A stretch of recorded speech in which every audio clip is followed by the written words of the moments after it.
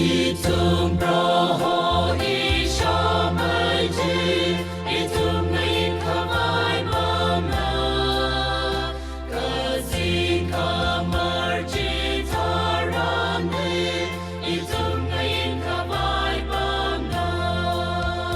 Hey, jishabulaga siya mamjili, nalingayin, nalingayin. Hey, jishabulaga siya mamjili, naliyam radangayin ra.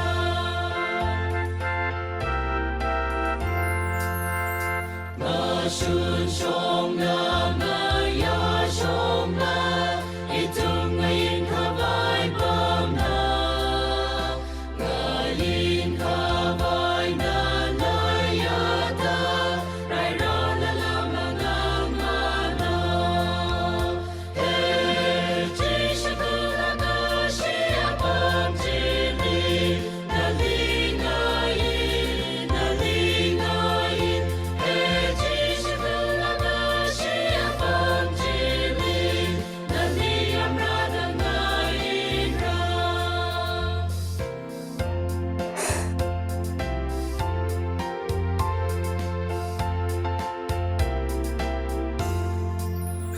Si Pansing Ratara Tara, itung ngayon kabay bam na. Kazat Kashikara Tara, itung ngayon kabay bam na. Hey, jishabulaga siya mamjili, nalingayin, nalingayin. Hey, jishabulaga siya mamjili, naliyam radangayin ra.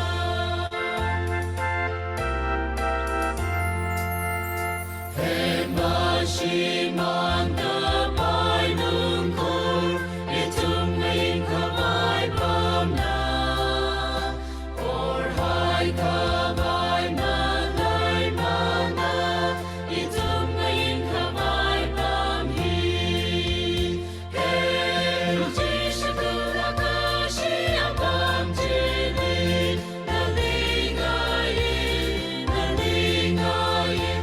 Hey, jishabulaga siya mamjili, naliyam radangayin ra.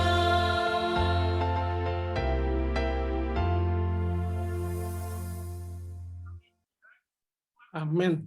Amin. Baiklah, renungan kita malam ini akan dibawakan oleh saudara kita, Bapak Ucok Panggabean. Marilah kita sediakan hati dan pikiran kita untuk mendengarkan firman Tuhan. Waktu dan tempat kami persilakan kepada Bapak Ucok Panggabean.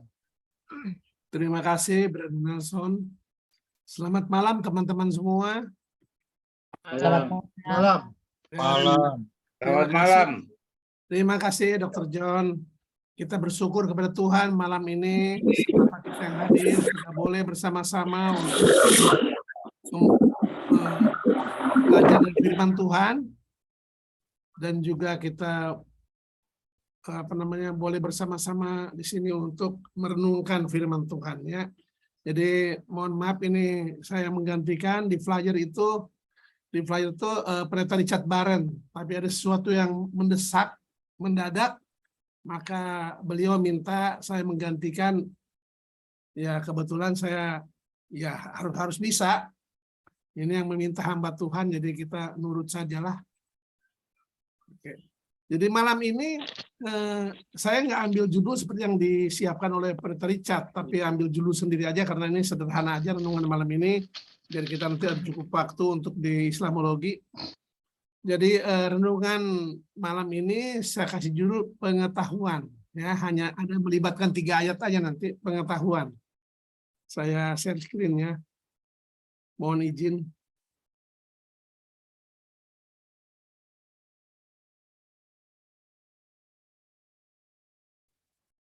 Ya, ini dia. Bagaimana Brother Nelson? Nampak sudah? Bagus, bagus. Oke, makasih. Pengetahuan ya. Ini pengetahuan untuk pegang peran penting dalam hidup kita ini. Apalagi di dunia sekarang ini ya. Tanpa pengetahuan kita ketinggalan kereta. Pernah rumah saya, karena saya kerja di Sumatera, di Kalimantan, jadi rumah saya dikontrak sama teman. Ya. Dikontrak sama teman. Nah, rumah ini tidak besar, cuma ada sedikit halaman, dan oleh teman saya, karena yang kontrak teman, jadi sama teman saya dibersihkanlah halaman ini dan ditanami rumput. Ditanami rumput halamannya. Jadi sekali waktu, datanglah orang tua teman ini dari kampung. Ya. Anaknya pergi kerja, cucu sekolah, terus menantu juga ada kesibukan di luar rumah. Jadi si orang tua ini di rumah lah, di rumah. Ya. Nah dia lihatlah, dia pikir ini kotor rumah anaknya ini, karena banyak tumbuh rumput. Maka mulailah rumput di depan rumah yang ditanam oleh anaknya ini dibersihkan, ya. Dibersihkan dan dibuang. Ketika anaknya pulang, dia kaget. Ya sekedar kaget aja, dia nggak apa-apain orang tuanya. Jadi orang tua pikir rumah anaknya ini kotor, banyak rumput di depannya. Padahal itu ditanam. Ya. Jadi tanpa pengetahuan orang tua ini sudah melakukan suatu kebajikan yang tidak pas. Dia motivasinya bagus, ya, untuk membersihkan halaman. Tapi karena tidak ada pengetahuan bahwa itu adalah ditanam di Jakarta sini, bukan di kampung, maka pekerjaannya menjadi bukan cuma sia-sia, malah merugikan. Ya. Di sini ada nasihat dari firman Tuhan yang saya ambil dari Amsal 19 ayat 2. Ya. Ini biasanya Neng Ita bantu saya baca. Boleh dibantu lagi? Siap. Ya. Tanpa pengetahuan kerajinan pun tidak baik.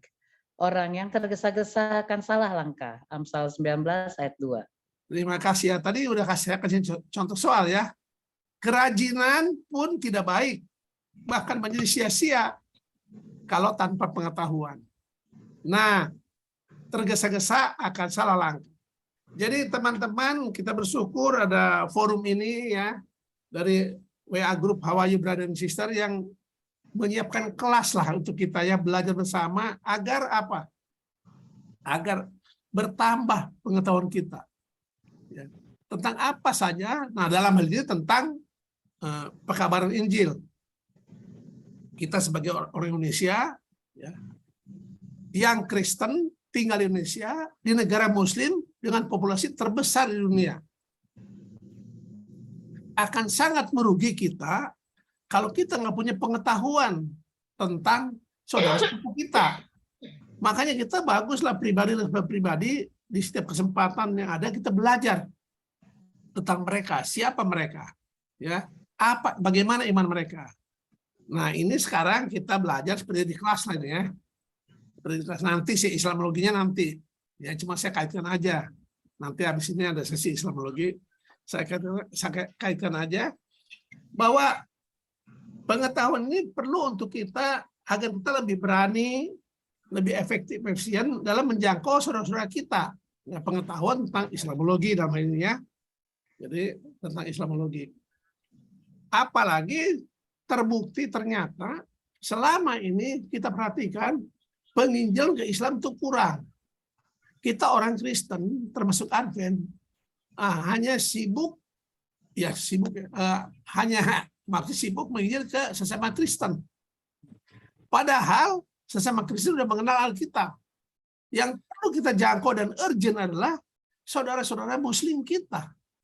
Bukan untuk mengkristenkan atau mengadventkan, bukan. Tapi untuk menyampaikan kabar Injil pada mereka. Soal agama mah kita nggak usah urus teman-temannya. Apalagi di Indonesia ada undang-undangnya. Tidak boleh menyebarkan agama kepada orang yang sudah beragama. Jadi kita tidak ada urusan agama. Kita urusannya sama Injil. Injil kerajaan kita mesti bagikan ke orang lain. Ya, tentu dengan cara yang Alkitabiah, dengan cara Kristus ya.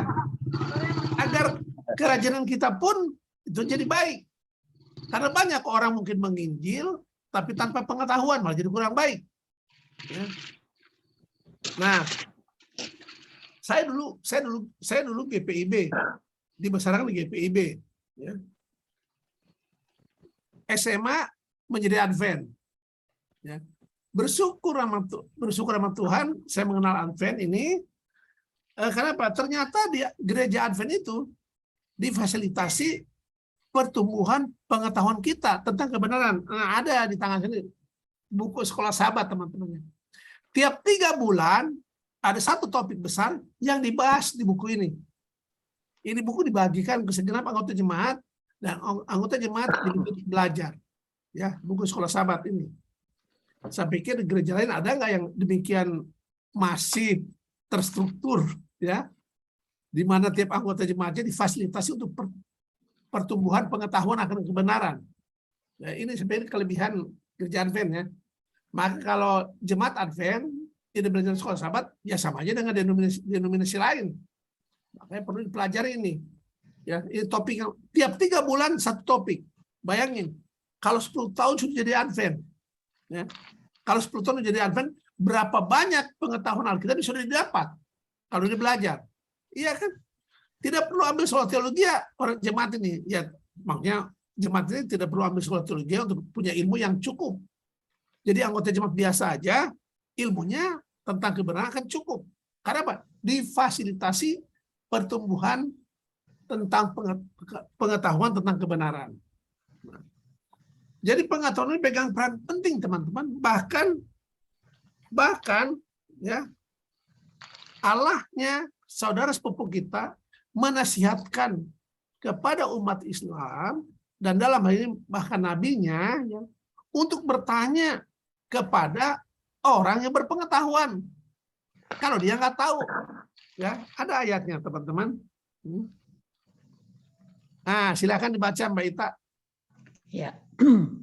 Dan kami tidak mengutus sebelum engkau dalam kurung Muhammad, melainkan orang laki-laki yang kami beri wahyu kepada mereka. Maka bertanyalah kepada orang yang mempunyai pengetahuan jika kamu tidak mengetahui. Terima kasih. Surat An-Nahl, ya, surat Quran, surat yang ke-16 ayat 43. Iya, makasih. Jadi lihat saudara, ini kami ini Allah, ya. Jadi Allah mengutus rasul-rasul sebelum Muhammad. Ya. Jadi kalau Muhammad belakangan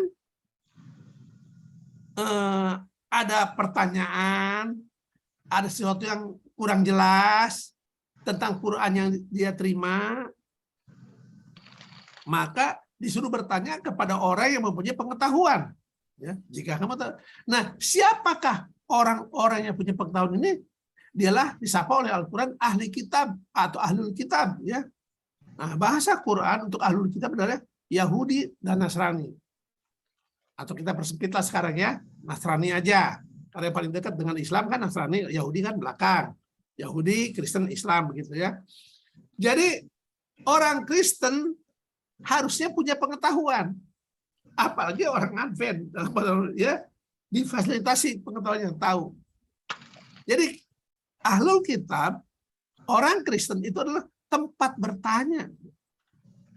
Bukan orang yang bertanya, malah tempat bertanya bagi orang-orang sekitar, bagi orang-orang lain. Terutama apa? Terutama tentang Sang Kristus itu, Sang Injil itu, ya, Sang Juru Damai itu, atau Sang Kurban itu, atau Sang Firman yang nujul ke dunia menjadi manusia. Jadi makanya akan sangat ironis bila kita ahli kitab tidak berpengetahuan. Nah, hal ini bisa terjadi kalau apa? Ya kalau kita malas belajar firman Tuhan. Ya, kita punya firman Tuhan di hadapan kita, ya. Bahkan kita disapa ahlul kitab, tapi kita tidak mempelajarinya, terlebih lagi tidak menghidupkannya. Ya. Ya. Bagaimana mau kita jadi tempat bertanya kalau begitu? Jadi ini harus memicu kita untuk kita makin rajin belajar firman Tuhan, agar kalau lingkungan kita bertanya tentang sesuatu kebenaran, kita bisa menolong mereka, ya. Jadi kita belajar bukan hanya untuk diri kita aja, tapi untuk menjadi penolong juga bagi orang lain yang bertanya. Nah, kalau kita nggak belajar sih, boro-boro orang bisa menjawab orang lain, kita sendiri nggak ngerti toh. Kalau nggak belajar, maka kita wajib hukumnya belajar. Nah, ayat yang terakhir nih, ayat yang terakhir. Cuma 3 ayat aja saya sajikan, 1 ayat Alkitab, 2 ayat Quran. Silakan Mbak Ita. Ya. Maka jika engkau dalam kurung Muhammad berada dalam keraguan-raguan tentang apa yang kami turunkan kepadamu, maka tanyakanlah kepada orang yang membaca kitab sebelummu. Sungguh telah datang kebenaran kepadamu dari Tuhanmu, maka janganlah sekali-kali engkau termasuk orang yang ragu. Quran Surat Yunus 10 ayat 94. Terima kasih. Ini sama dengan tadi ya, tegas juga. Ini malah disebut, jika engkau Muhammad berada dalam keraguan-raguan tentang apa yang Tuhan turunkan padanya, kalau ragu-ragu, ya, suruh bertanya pada orang yang membaca kitab sebelumnya. Nah, siapakah orang yang membaca kitab sebelum Muhammad? Ya orang Kristen atau orang Nasrani disapa ya. Apa kitabnya? Ya Injil. Jadi bayangkan, Muhammad yang jabatannya itu nabi menurut Islam, kalau baca Quran kurang paham, ragu-ragu, dinasihatkan oleh Allahnya bertanya kepada orang Kristen. Nah, sekarang bagaimana kalau orang Kristennya tidak paham? Kan jadi parah. Nah, ini konteks zaman dulu. Nah, konteks sekarang ini ke kita lah. Jadi sekarang bukan ke Muhammad, itu konteksnya sekarang. Jadi artinya jika saudara-saudara kita Muslim dalam keraguan-raguan ya, atau kurang jelas, kurang paham tentang Quran, waktu baca Quran, mereka bisa bertanya kepada, bukan bisa, malah dianjurkan bertanya atau disuruh bertanya kepada orang Kristen. Ya. Jadi ini saya pikir suatu statement yang luar biasa, teman-teman. Ya. Ini juga berarti apa? Injil itu benar. Ya. Kalau Injil sudah tidak benar, sudah tidak asli, sudah rusak, tidak mungkin ada ayat ini. Dan ayat ini memberi kesaksian juga bahwa Injil masih asli, masih benar, masih valid, masih boleh dijadikan standar kebenaran berdasar ayat ini. Ya. Jadi luar biasa. Jadi kita nggak bisa main-main dengan iman kita, dengan pengetahuan kita. Kita mesti benar-benar gali agar kita siap sedia memberi jawab. Ada aja di Alkitab kan? Siap sedialah memberi jawab kepada orang yang meminta pertanggungjawaban tentang iman yang ada pada kita. Itu ada ayatnya. Nah, nyambung ayat ini. Kalau ada orang bertanya pada kita tentang kebenaran yang ada pada kita, ya, atau tentang kebenaran yang Tuhan mau kita bagikan pada orang lain, bagaimana kita akan menjawab kalau kita nggak mengerti? Ya, pertama, saudara, interaksi kita dengan firman Tuhan, bisa membaca. Habis membaca, memahami. Interaksi yang berikutnya. Yang berikutnya apa? Mengalami. Mengalami firman Tuhan itu, saudara, jadi firman Tuhan bukan cuma sekedar omong-omong, tapi sudah menjadi perbuatan kita. Termasuklah kita menginjil ini itu harus menjadi way of life kita, gaya hidup kita, udah menjadi suatu kegiatan sehari-hari kita menginjil itu ya. Jadi bukan cuma memahami Injil teman-teman, tapi Injil yang kita pahami itu kita hidupkan ya, apa kata Injil, dan kita bagikan pada orang. Pengetahuan kita itu yang Tuhan mau ya, kita menjadi saksi dan menjadi berkat. Saksi Tuhan menjadi berkat bagi umat di sekitar. Bukan cuma sesama orang Kristen, karena di mata Tuhan tak ada agama-agama itu. Di mata manusianya ada agama A, B, C, D, A, B, C, D. Di mata Tuhan semua manusia itu adalah makhluknya. Tuhan mau sebanyak mungkin, kalau perlu malah semuanya manusia itu selamat. Tuhan mengasihi semua orang. Enggak dipilih-pilih. Oh, agamanya ini dia lebih cinta, suku ini lebih cinta, enggak. Ya. Semua Tuhan sayang. Bentuk kasih sayang Tuhan itu, makanya Tuhan apa? Mengerjakan karya keselamatan bagi manusia yang sudah berdosa ini. Tidak serta-merta menghukum. Ya. Dikerjakan dulu karya keselamatan. Berupaya, Tuhan berupaya untuk menyelamatkan kita orang berdosa. Nah, ini yang pengetahuan ini tentang ini yang kita mesti bagikan dalam konteks kita sebagai murid Yesus. Kita mesti bagikan pada orang-orang ya, bahwa Tuhan sudah mengerjakan karya keselamatan bagi semua orang berdosa di dunia ini. Itu kita bagikan ya, karena Tuhan mau sebanyak mungkin orang selamat. Nah, itu teman-teman. Jadi kalau kita tidak berpengetahuan ya kita susah lah. Susah, bagaimana mau jadi tempat bertanya, malah kita yang nanya terus. Kita bukan nanya, harusnya orang bertanya kita ngasih jawab. Begitu teman-temannya. Jadi saya pikir renungan malam ini yang demikian singkat ya, agar ada waktu juga nanti kita diskusikan ya, karena habis ini ada Islamologi, agar kita menghargai setiap kesempatan yang ada untuk menambah pengetahuan kita, terutama dalam hal ini tentang keselamatan, tentang kebenaran, agar bagian dari menghidupkan keselamatan itu adalah membagi keselamatan yang sudah ada pada kita, membagi pada orang lain, menginjil. Dan ini kegiatan ini tak ada hubungan dengan agama tertentu, tidak ada. Ini hubungannya dengan Isa Al-Masih, Sang Injil itu, kabar baik itu ya.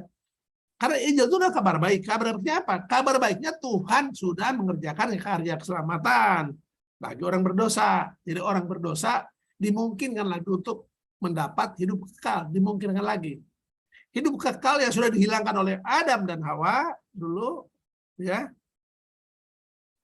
dimungkinkan lagi sekarang bisa kita raih bila kita menerima karya keselamatan yang Tuhan sudah kerjakan di dalam diri Yesus Kristus, Sang Firman yang sudah turun ke dunia menjadi manusia untuk memangku jabatan kurban, untuk memangku jabatan anak domba Allah, ya, yang menanggung dosa isi dunia, kalau kata Yohanes. Demikian teman-temannya renungan malam ini. Kiranya kita boleh makin semangat belajar agar pengetahuan kita makin bertambah dan kita makin bersemangat berbagi pada orang lain. Ya. Demikian, terima kasih. Kiranya Tuhan memberkati kita semua. Amin. Amin. Amin. Amin.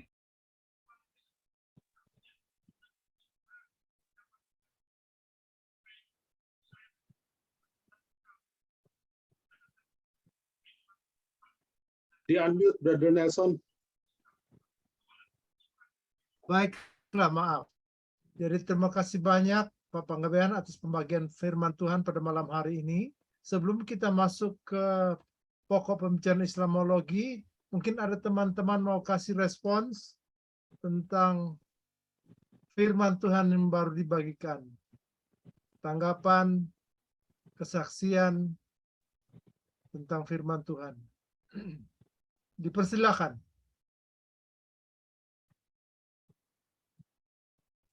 Oke, Pak Ponto silakan, Pak Ponto. Ya, terima kasih.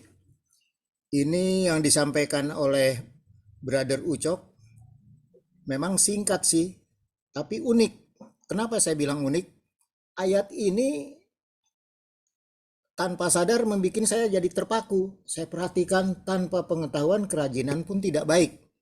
Artinya menimbulkan hal yang kurang menguntungkan. Orang yang tergesa-gesa akan salah langkah. Ini ayat bagus sekali nih.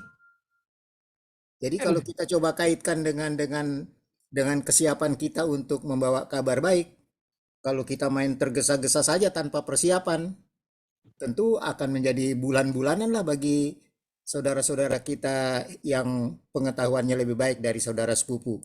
Jadi memang kita jangan tergesa-gesa, kita mesti mempersiapkan diri untuk mempunyai mempunyai inilah senjata atau modal untuk menghadapi mereka. Apalagi dibilang tanpa pengetahuan kerajinan pun tidak baik. Pengetahuan apa sebetulnya yang terutama? Di dalam Yohanes 17 ayat 3, inilah rahasia hidup kekal. Hidup kekal itu adalah mengenal Allah dan mengenal Yesus. Jadi kita mengenal Allah atau Yesus sendiri sudah matang atau belum? Begitu orang tanya bagaimana Allah itu kok tiga atau Yesus itu Tuhan? Tentu kita mesti mempersiapkan diri dengan pengetahuan yang matang. Amin. Kenapa Yesus itu sebagai utusan? Mereka akan serang. Nah itu kan Yesus hanya utusan. Padahal maksudnya adalah kita harus mengerti yang diutus itu siapa. Karena Allah juga itu yang diutus. Nah pengetahuan ini kita mesti memperdalam. Terima kasih Brother Ucok. Ini ayat menarik sekali. Terus terang akan saya pakai ini kemana-mana. Terima kasih. Amin. Amin. Baik, terima kasih Pak Ponto atas tanggapannya. Masih ada lagi Ini Uni Jerman, Uni Femin Jerman tuh. saudara-saudara yang firman Tuhan. Dan Nelson itu Uni Femi dari itu resen. Oh ya, silakan Ibu Femi. Silakan. Terima kasih kesempatannya. Saya yang menarik itu juga mengenai Yunus 94 yang dikatakan jangan ragu-ragu. Firman Tuhan itu tidak pernah ragu-ragu. Selalu pasti. Jadi tidak ada abu-abu. Sama Tuhan itu iya dan amin. Amin. Jadi tidak ada ragu-ragu. Seperti yang dia bilang, akulah jalan kebenaran dan hidup. Jadi nggak ada jalan lain, cuman dia. Jadi kita mesti ingat, dalam melakukan apapun, tidak boleh kita ragu-ragu. Either kita lakukan atau tidak. Jadi kata abu-abu itu tidak ada di mustinya pada orang Kristen. Cuman itu. Baik, terima kasih Tante Femi atas tanggapan begitu indah.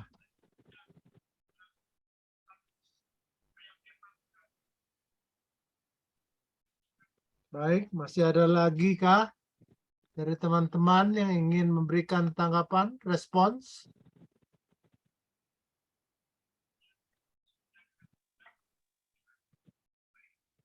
Saya boleh Nelson? Silakan, silakan Kak Berta. Silakan. Ya, terima kasih banyak ya Kang Ucok ya, sama seperti Brother Tommy, saya juga dapat banget ayat ini gitu.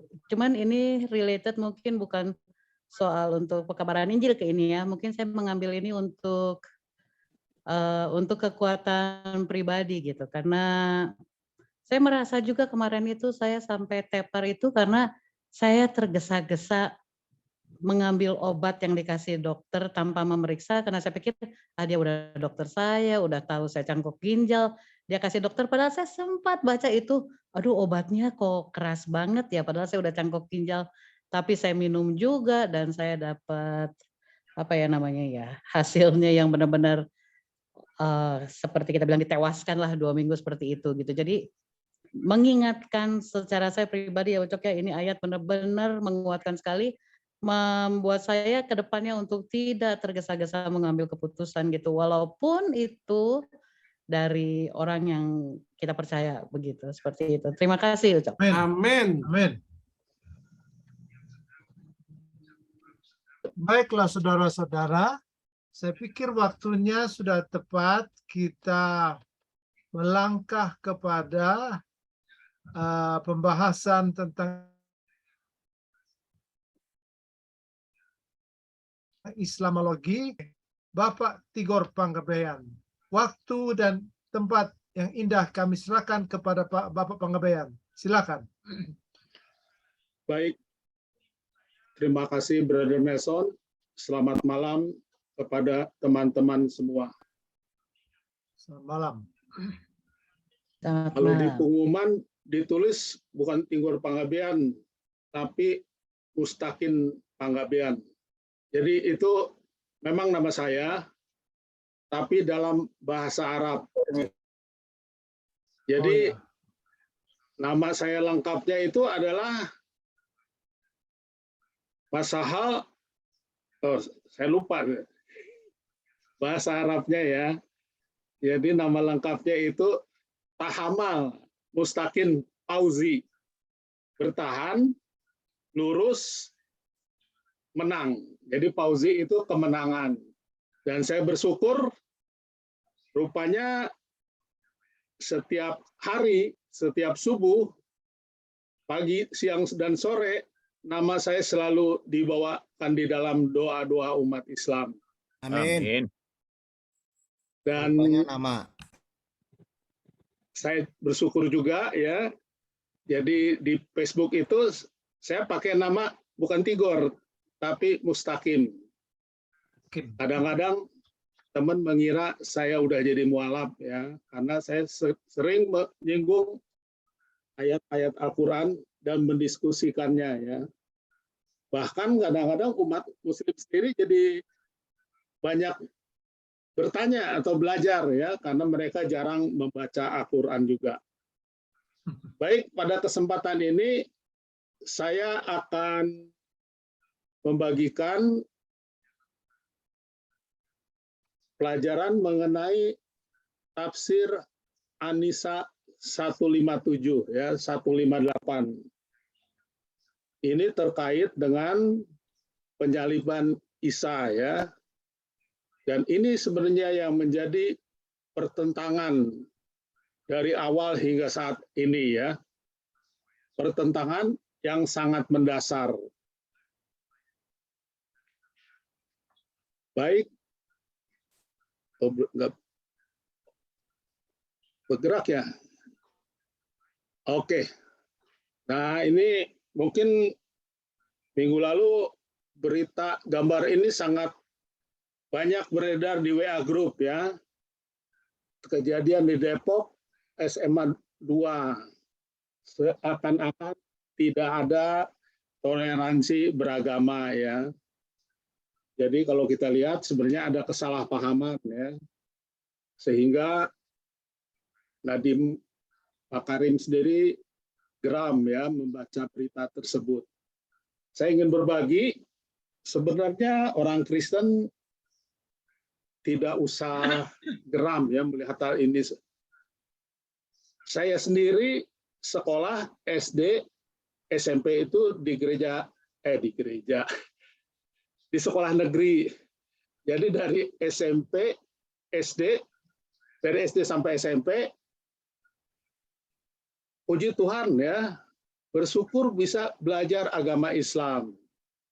Jadi dapat dibayangkan SD 6 tahun kita membaca surat Al-Fatihah itu udah di luar kepala ya. Jadi setiap masuk kelas dan keluar itu membaca Al-Fatihah.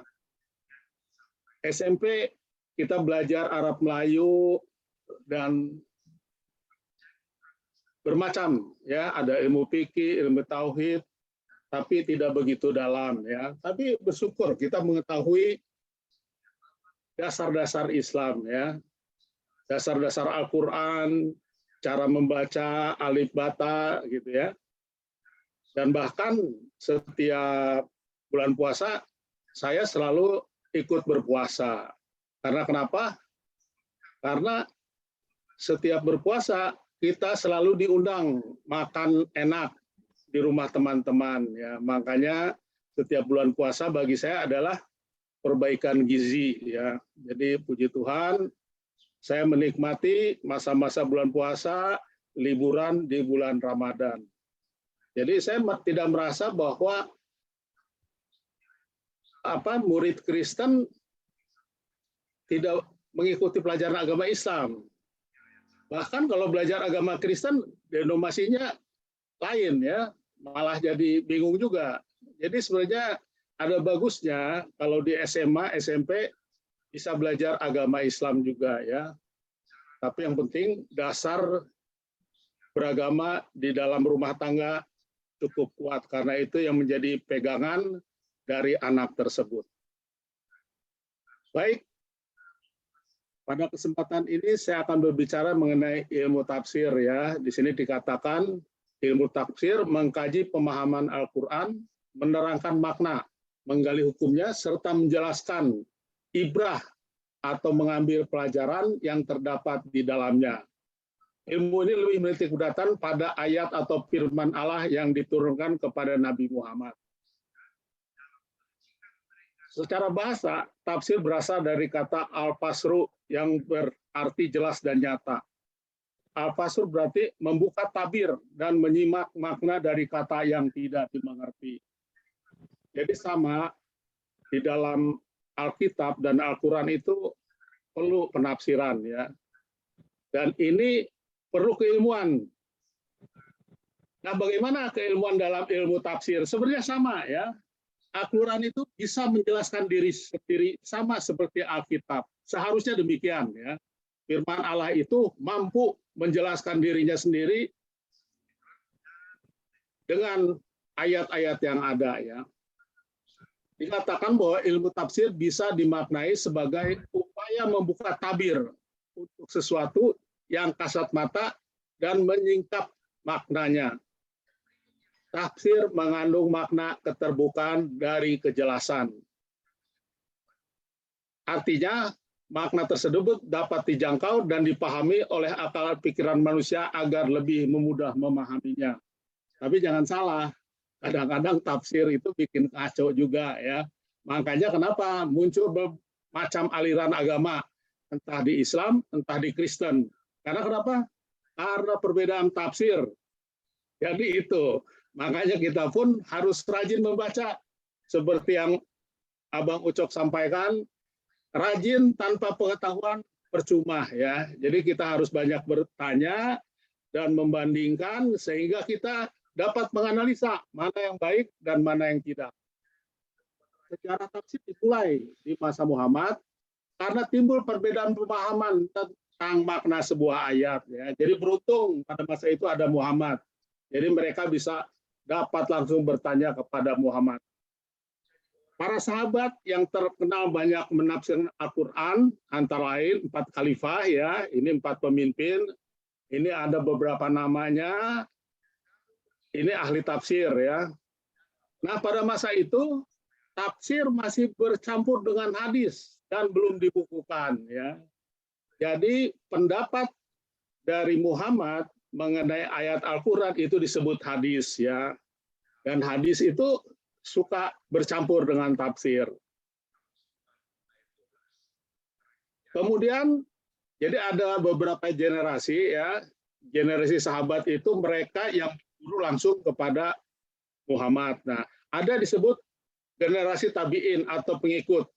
Mereka yang belajar melalui sahabat ya.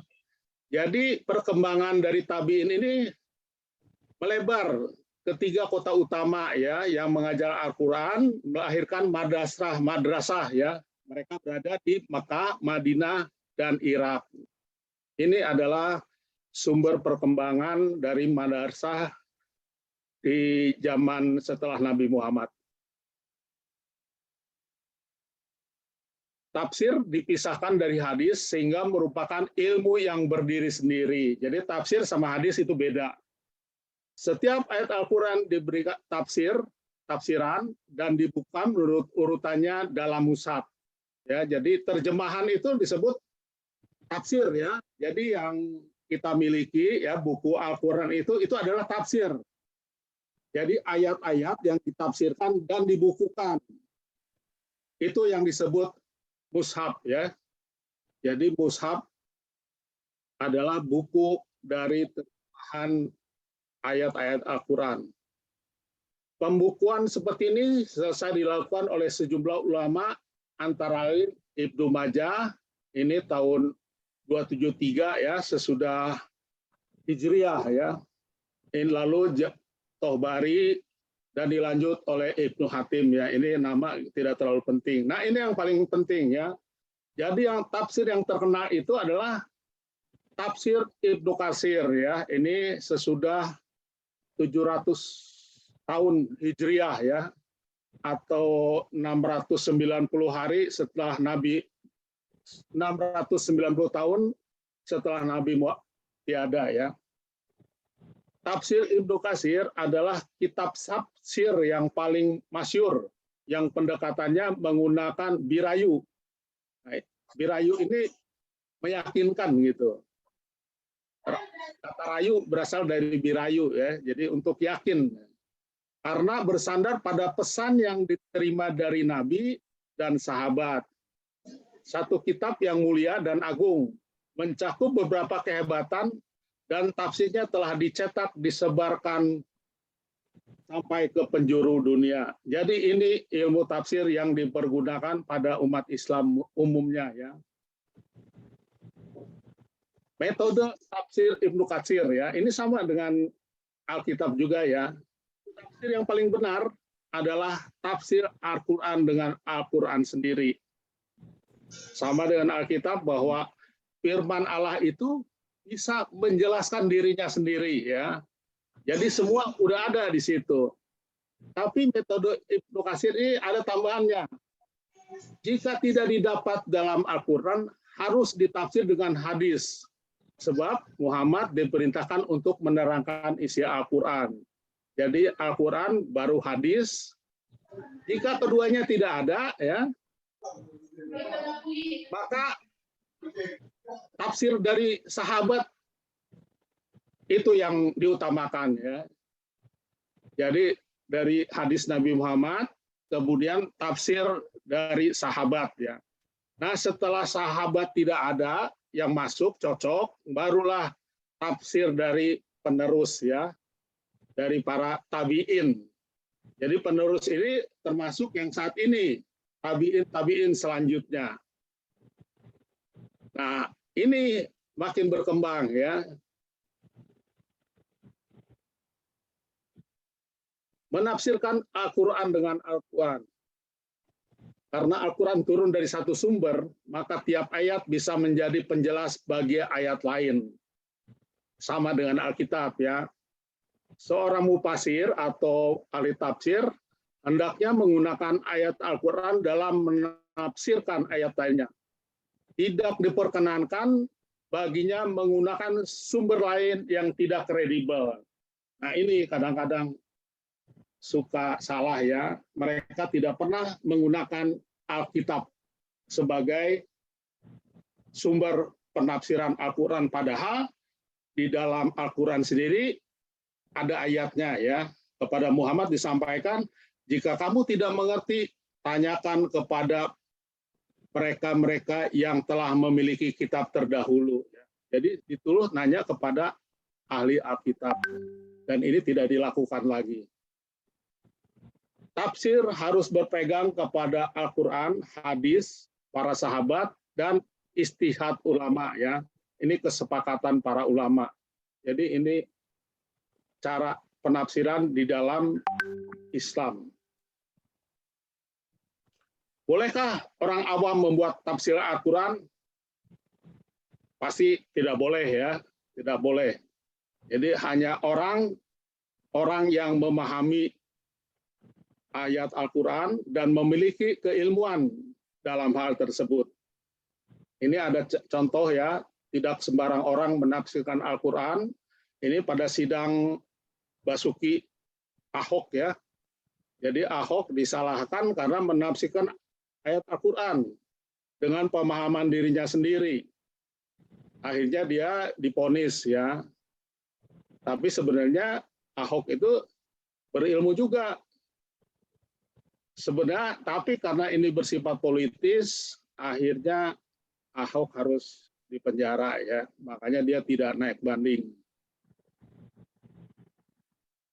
Demikian ya, tidak boleh orang menafsirkan Al-Quran.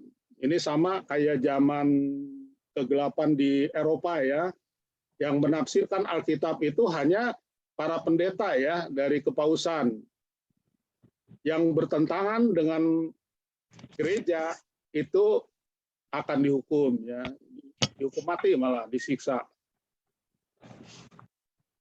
Baik, tafsir terjemahan Al-Quran. Terjemahan Al-Quran disebut juga tafsir. Tadi saya sudah jelaskan ya. Ini pendapat dari Menteri Agama Lukman Hakim zaman Jokowi ya, yang pertama mengingatkan masyarakat untuk tidak mencukupkan usaha memahami Al-Quran hanya melalui terjemahan saja. Jadi baca Al-Quran saja tidak cukup, harus membaca tambahan-tambahannya ya. Karena terjemahan Al-Quran betapapun bagus dan sempurnanya, tetap bukan Al-Quran dan tidak pernah bisa menggantikan posisinya. Nah, sekarang kita masuk kepada tafsir An-Nisa 157-158 tentang penyaliban Isa.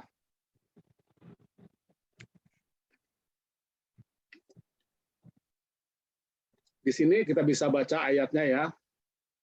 Dan kami hukum juga karena ucapan mereka, sesungguhnya kami telah membunuh Isa Al-Masih putra Maryam, padahal mereka tidak membunuhnya, tidak pula menyalibnya, tetapi yang mereka bunuh adalah orang yang diserupakan dengan Isa. Sesungguhnya mereka yang berselisih pendapat tentang pembunuhan Isa selalu dalam keraguan tentang yang dibunuh itu. Mereka benar-benar tidak tahu siapa yang sebenarnya dibunuh itu, melainkan mengikuti prasangka belaka. Jadi mereka tidak yakin telah membunuhnya. Ini terjemahan Al-Quran sekarang ya. Kalau yang dulu kita bisa lihat di sini ya. Ini ada perbedaan pada kalimat terakhir ya. Mereka tidak pula yakin bahwa yang mereka bunuh itu adalah Isa. Nah, di sini kalau yang terjemahan dulu kata-katanya seakan-akan yang dibunuh itu Isa, tapi mereka nggak yakin. Makanya ini diganti ya tafsirnya ini. Jadi seperti yang tadi saya tunjukkan, jadi mereka tidak yakin telah membunuhnya ya. Jadi bukan mengenai yang dibunuh itu Isa. Ya, di sini perbedaannya ya. Jadi memang ada keinginan atau tafsir agar bahwa Isa itu tidak terjadi, tidak mati. Jadi sejalan dengan konsep Al-Quran. Nah, konsep ajaran umat Islam ya. Nah, untuk belajar tafsir, untuk menafsirkan satu ayat, kita harus belajar kronologis kejadian ya. Jadi kalau kita sebagai seorang auditor, kita selalu mundur ke belakang ya, atau mungkin ahli hukum juga ya, atau polisi ya, mencari motif kenapa sampai keluar ayat tersebut ya. Jadi ada urutan ya. Al-Quran yang disusun sekarang ini itu urutannya tidak sesuai dengan urutan waktu turunnya. Jadi berbeda dengan Alkitab itu secara kronologis ya, dari penciptaan hingga Yesus mati. Jadi urutannya itu bersekuen. Tapi kalau di Al-Quran itu loncat-loncat ya.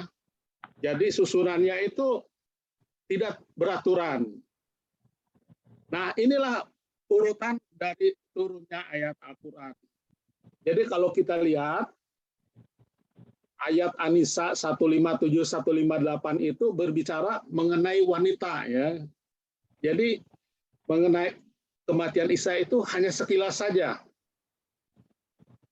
Lebih banyak membahas mengenai wanita, dan surat ini turun di Madinah ya, ditulis Madaniyah, ini kategorinya surat-surat yang turun di Madinah.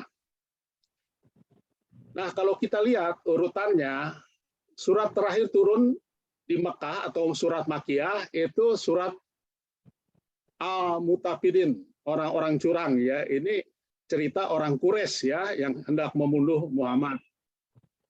Nah, akhirnya mereka pun melakukan, maksud saya Muhammad bersama Abu Bakar karena ingin dibunuh, oleh orang-orang Quraisy, mereka melarikan diri ke Mekah atau hijrah ke Mekah ya.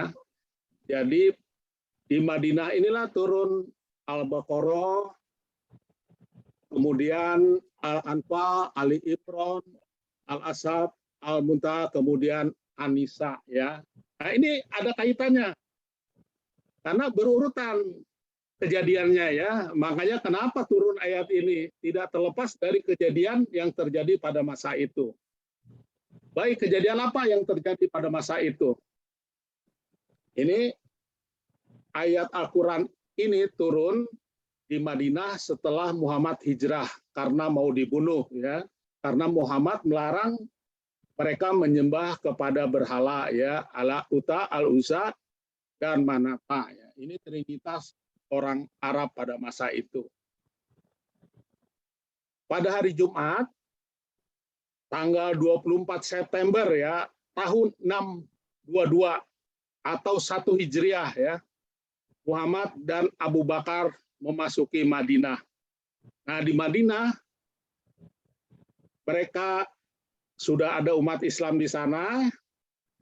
Mereka berpuasa bersama Yahudi, kiblat ke Baitul Muqaddis, mengikuti cara sembahyang Yahudi agar mereka, maksudnya di sini umat Yahudi mau masuk menjadi Islam.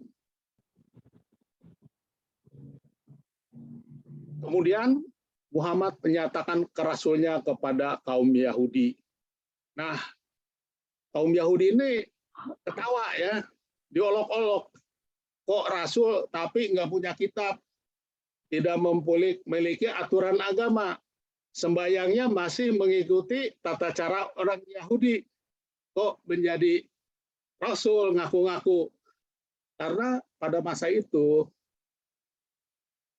Muhammad mengetahui bahwa orang Yahudi menunggu datangnya seorang rasul atau Mesias ya, sehingga saat ini. Jadi dia mendeklar atau menyatakan dirinya sebagai rasul yang dinantikan itu. Nah, karena diolok-olok, tidak mempunyai syariat, tidak mempunyai kitab, ibadahnya masih mengikuti umat Yahudi, pada tahun 623, 17 bulan, 3 hari di Madinah, ya, jadi turunlah ayat Al-Baqarah 114 dan 183. Intinya adalah kiblat yang tadinya ke Baitul Maqdis, ke Yerusalem atau ke Bait Allah, dirubah ke Al-Haram, ke Mekah. Ya. Jadi ini ada ayatnya. Dari sini mereka memisahkan diri dari umat Yahudi. Dan mereka memiliki hari ibadah puasa. Di sini mulai permusuhan dengan kaum Yahudi ya. Jadi sudah menunjukkan ketersinggungan ya. Jadi sudah tidak mau mengalah. Jadi sudah memiliki kekuatan dan sudah terjadi friksi di antara umat Islam dengan kaum Yahudi. Kemudian dibuatlah Piagam Madinah ya. Ini saya cari tanggalnya nggak ada ya. Tapi memang disebutkan itu sekitar tahun 623 ya, atau awal-awal Hijriah. Isi Piagam Madinah itu isinya adalah kebebasan beragama di Madinah. Nah, ini isinya ya, Al-Baqarah 114. Jadi, maka hadapanlah wajahmu ke arah Masjid Il-Haram, di mana sejak engkau berada, hadapkan wajahmu ke arah itu.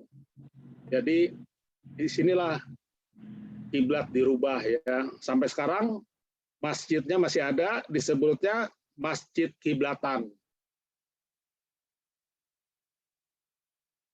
Nah, perubahan kiblat dan pernyataan kerasulan Muhammad membangkitkan amarah kaum Yahudi ya. Jadi sama dengan orang Quraisy, mereka marah dan mereka mengancam. Lalu orang Yahudi berkata, tahukah engkau bahwa kami telah membunuh Isa anak Maryam Rasul Allah? Ini Ini muncul di An-Nisa 157 ya. Lalu Muhammad menjawab, ya. Jadi maksud orang Yahudi mengatakan itu untuk menggertak supaya Muhammad jangan mengaku rasul di Madinah, sebab kalau mengaku rasul akan dibunuh pula oleh orang Yahudi. Sama seperti kaum Quraisy Mekah yang ingin membunuh Muhammad. Jadi ini suatu ancaman ya. Tapi Muhammad tidak takut ya. Jadi kekuatan Islam pada saat itu tumbuh cukup pesat ya, dan berani. Kenapa berani? Karena mereka dari golongan-golongan kelas bawah ya, dari kaum budak. Jadi lebih nekat. Dan Islam berkembang sangat cepat ya. Dalam tempo 10 tahun sudah 10.000. Nah, tapi Muhammad menjawab, ini sesuai petunjuk dari An-Nisa 157 ya. Kamu tidak membunuh Isa anak Maryam, Rasul Allah itu, melainkan kamu bunuh itu adalah orang yang diserupakan Isa bagi kamu. Nah, Muhammad katakan demikian karena dia tahu bahwa orang Yahudi tidak percaya kepada Isa yang sudah lahir menjadi rasul dan imam besar untuk menyelamatkan mereka ya. Jadi Isa yang diserupakan untuk orang Yahudi. Ini tadi sudah dijelaskan tahun 622 Masehi, kemudian diancam ya. Nah, di sini jelas dikatakan pembunuhan Yesus di Yerusalem dengan pertemuan Muhammad dengan Yahudi di Madinah itu jaraknya dari 30 Masehi ke 622. Jadi 592 tahun atau 6 abad ya. Jadi kaum Yahudi dan Muhammad tidak melihat pembunuhan itu ya. Jadi mereka bukan saksi dari pembunuhan itu. Kalau kita baca di Alkitab, dikatakan bahwa Yesus ditangkap di Getsemani, dibawa kepada Kayafas, imam besar Yahudi. Yesus tidak dibunuh oleh Kayafas, hanya dituduh dengan tuduhan palsu, ya, mengaku sebagai Allah. Kemudian Yesus dibawa kepada Pilatus. Kemudian Pilatus cuci tangan, diserahkan kepada laskar. Oleh laskar diolok-olok. Kita tahu prosesnya kan? Akhirnya Yesus disalib, dibawa ke bukit. Yesus disalib, dihukum mati oleh laskar Romawi. Jadi benar, bukan orang Yahudi yang membunuh atau menyalibkan Yesus. Sesuai An-Nisa nomor 157. Jadi itu benar. Bukan orang Yahudi yang membunuh atau menyalibkan Yesus. Dengan kata lain, yang membunuh itu adalah orang Roma atau laskar Romawi. Nah, peristiwa pembunuhan ini terjadi salah pengertian. Ayat itu bukan menceritakan kematian Yesus, melainkan menceritakan tentang pembunuhan. Siapa yang membunuhnya dan siapa yang dibunuh. Oleh karena itu, ayat itu mengatakan bukan kamu yang membunuh Yesus. Akibatnya orang Arab menganggap Yesus tidak mati sebab bukan orang Yahudi yang membunuhnya. Tetapi yang mereka bunuh ialah orang yang diserupakan dengan Isa bagi mereka. Nah, ini yang menarik.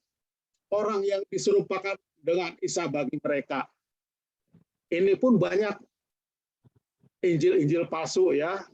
Jadi ada yang menyebutkan adalah siapa tuh orang Kirene, Simon orang Kirene ya. Itu Injil Apokrifa ada ya.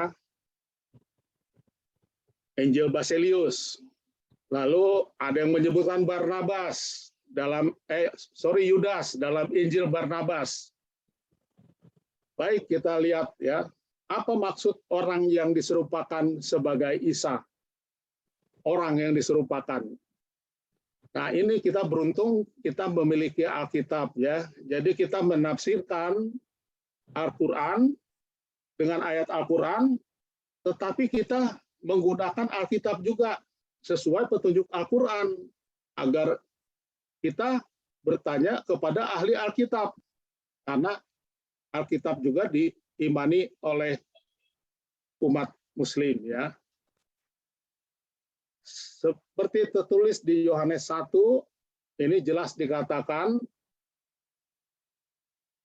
bahwa kalam itu telah menjadi manusia, ya.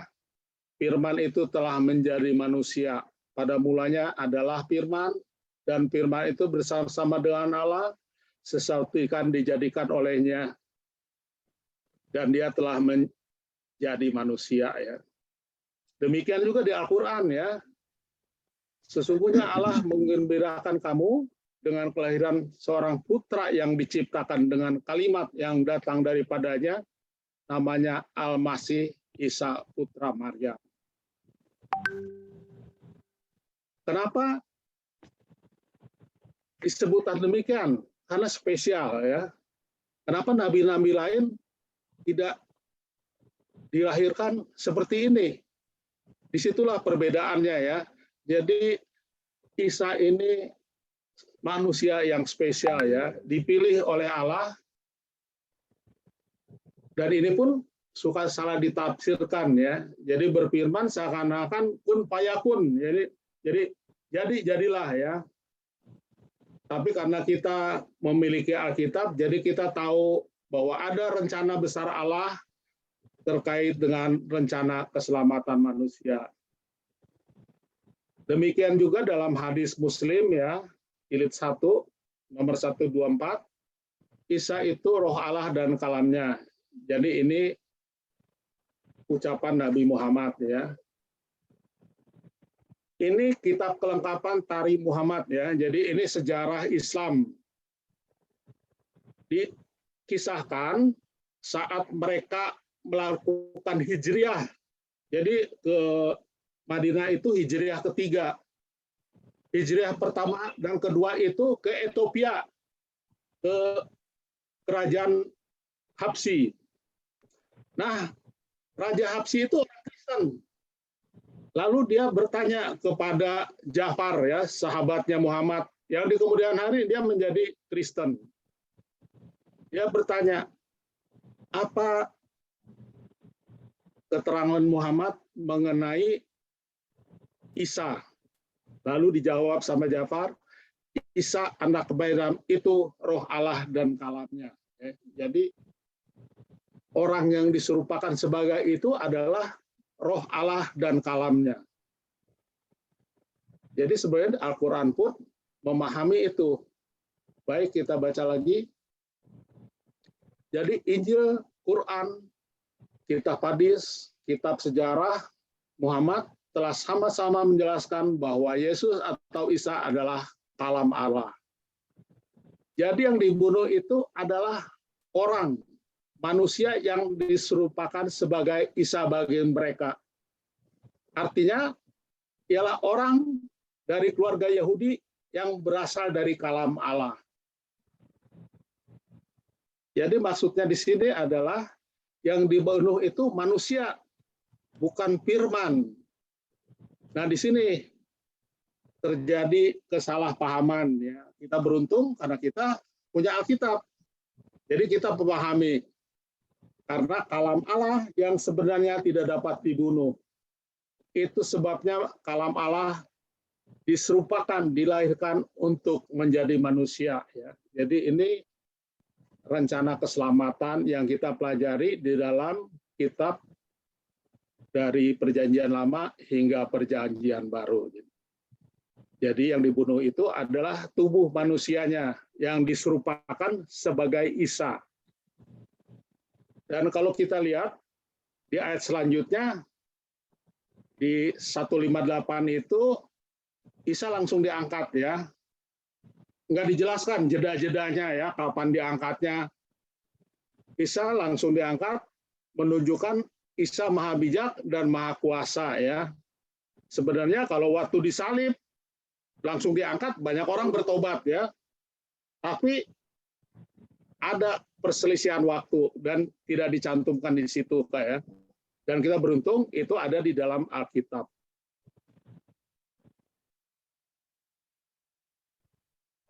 Muncul keraguan tentang Isa yang dibunuh. Orang Yahudi tidak percaya kepada Yesus Kristus adalah kalam Allah. Begitu juga orang Arab tidak percaya kepada Isa anak Maryam adalah kalam Allah. Itu sebabnya orang Yahudi tidak percaya Yesus bangkit di antara orang mati.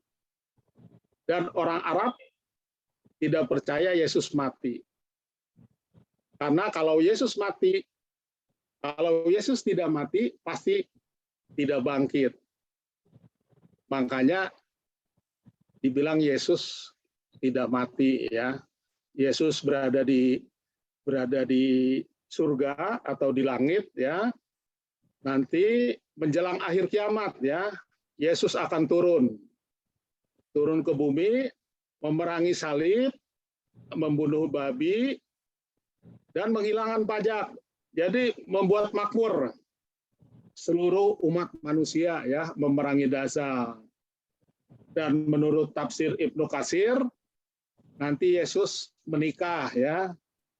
Jadi saat ini selama ribuan tahun Yesus membujang. Menjelang akhir kiamat baru Yesus datang, Isa datang ya. Jadi bukan mengetahui akan hari kiamat, tapi kedatangan Yesus atau Isa sebagai tanda akan datangnya hari kiamat ya. Jadi itu pun masih menurut tafsir ya. Luar biasa ya. Nah, kedua golongan anak cucu Ibrahim, Yahudi maupun Arab sama-sama tidak percaya atas kejadian itu. Mereka ragu ya. Jadi mereka ragu yang dibunuh itu siapa. Dan mereka tidak yakin bahwa yang dibunuh itu adalah Isa sendiri. Nah itulah ya. Jadi Al-Quran ini pun dibukukan sesudah berapa tahun ya? 10 tahun sesudah Muhammad tiada. Dan ini pun terjadi pertentangan ya di antara para sahabat. Karena Nabi Muhammad sendiri tidak menyuruh untuk membukukan ya, tapi menghafal. Dan dari buku yang dikumpul itu, catatan-catatan yang dikumpul ada beberapa yang dibakar ya. Tidak seperti Kristen, Injil palsu itu masih ada, disimpan nggak dibakar. Jadi sebagai bukti ya. Nah ini di sini kita tidak tahu ayat-ayat mana saja yang dibukukan untuk kepentingan penguasa pada saat itu ya. Jadi, tapi kita bisa belajar secara kronologis mengapa ayat-ayat itu turun. Kita susun, kita runut ya ayat-ayatnya. Tapi kadang-kadang susah. Karena setiap ayat pun loncat-loncat. Bisa saja misalkan kayak Al-Ma'idiyah dibilang surat terakhir, tapi ditempatkan di depan dan susunannya itu turunnya berbeda-beda ya. Jadi berbeda dengan Alkitab, dari awal hingga akhir tersusun dengan rapi sehingga menjadi buku sejarah juga. Jadi demikian yang bisa saya paparkan.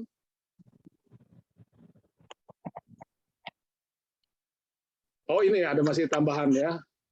Syukurlah bagi kita yang bukan keturunan Yahudi, bukan keturunan Arab, dapat menerima percaya pada Yesus yang telah lahir, mati, lalu bangkit kembali.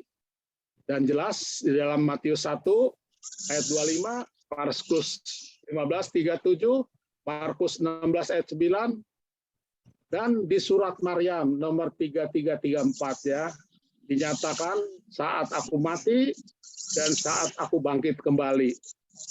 Dan surat Al-Maryam ini turun lebih awal. Jadi sudah dinubuatkan jadinya bahwa kematiannya itu sudah ada ya. Jadi surat Ar-Maryam ini lebih awal dibandingkan dengan surat An-Nisa. Jadi sudah dibilang kematiannya. Jadi kalau kita runut, turunnya ayat-ayat Al-Quran itu akan semakin jelas bahwa kematian Isa itu memang sudah terjadi ya. Itulah kita beruntung sehingga kita dapat dihisap atau dinobatkan menjadi anak-anak Ibrahim dari arti rohani. Sekian dan terima kasih. Amin.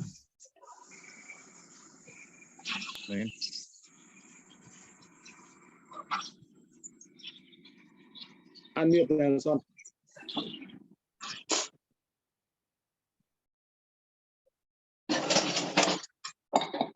Ya, baiklah. Terima kasih atas pemaparan pengetahuan tentang ilmu tafsir dari Pak Panggabean. Terima kasih banyak.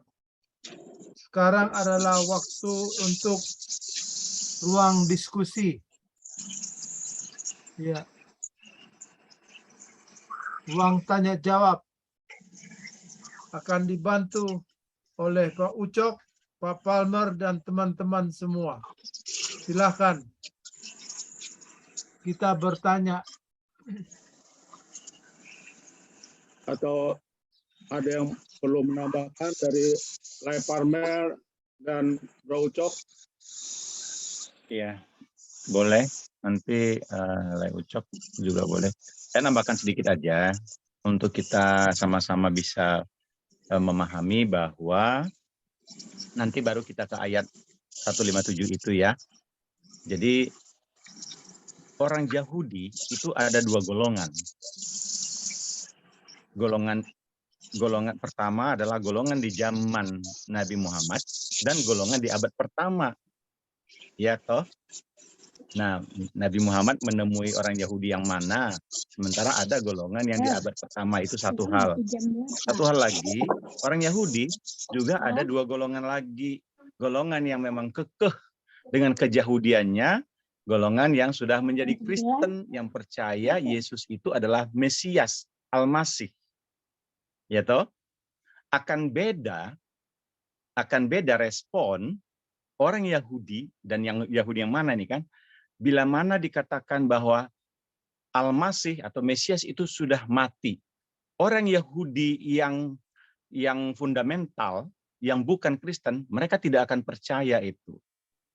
Orang Yahudi tidak pernah mengakui Al-Masih, Mesias itu mati. Itu satu hal. Kenapa? Karena mereka memang tidak percaya ada kematian bagi Mesias yang akan datang. Bahkan mereka masih menunggu-nunggu Mesias itu, gitu ya. Yang kita sendiri tahu Mesias itu Al-Masih, gitu kan. Islam juga begitu, Kristen juga begitu. Bagi Yahudi, Al-Masih itu, Mesias itu belum datang. Kapan mau matinya, begitu ya. Nah, itu satu hal. Jadi kita mesti, ini menambahkan sebenarnya, tetapi supaya menambah ini juga, berpikirnya juga.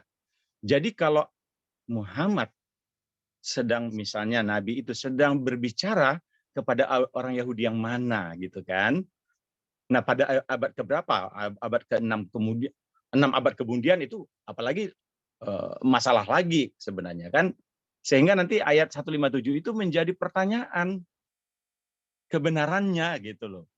Jadi pertama adalah orang Yahudi yang fundamental, yang juga memiliki kitab Talmud, gitu ya, yang tidak mengaku Yesus itu adalah Mesias, itu ada dan tetap ada bahkan sampai sekarang.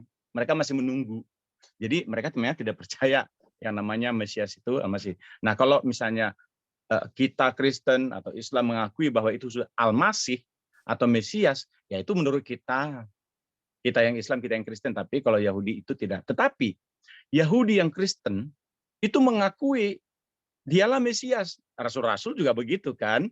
Dan dia memang sudah dibunuh, sudah mati, bahkan disalib. Nah, pertanyaannya adalah yang mana ini yang sedang dibicarakan di 157 ini? Bahwa memang kita anggaplah itu adalah memang Mesias, Yesus gitu ya. Berarti benar kalau Yahudi pada abad pertama yang memberikan jawaban. bahwa memang sudah mati, gitu kan? Bahwa Al-Masih, Mesias, yang Yesus itu sendiri yang sudah mati. Nah, satu lagi adalah siapa yang bunuh? Nah, kalau tadi Tigor menyampaikan yang membunuh ya bukan orang Yahudi, walaupun itu ya kayak misalnya penyebab kematiannya lah. Yang membunuh kan tentara Romawi. Nah, itulah ya.